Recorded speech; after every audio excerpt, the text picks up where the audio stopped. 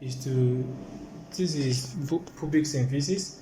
You can get the, you see, I'm placing my probe.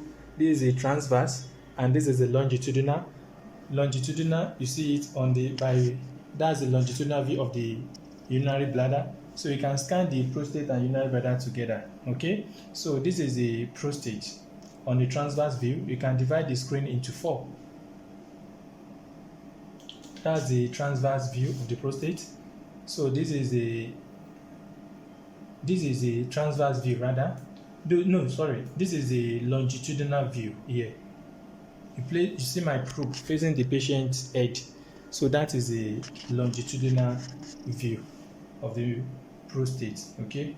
So now to check the volume of the urinary bladder as well. This is the transverse view of the volume of the urinary bladder, and this is a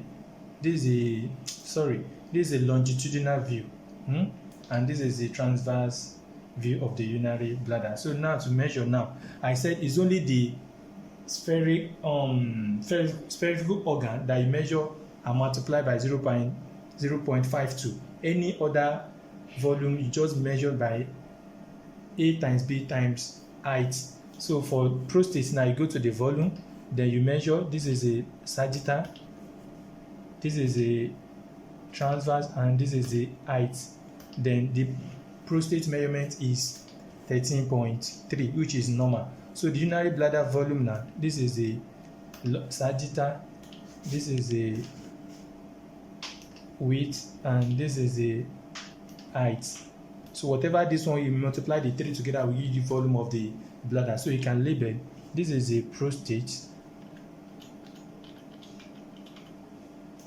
and this is a UB volume.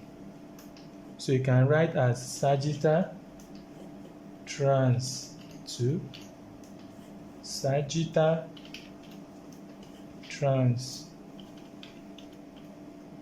So that's about the prostate and the urinary bladder. So you can also write the report on it. If you look at the prostate, the parenchyma is homogeneous and there is no any focal mass lesion or nodules or cysts within. If you look at the wall of the urinary bladder, it is normal, it is not thickened, it is normal, and there is no any debris or calculus in the retrovesical junction or any mass within the posterior wall of the urinary bladder.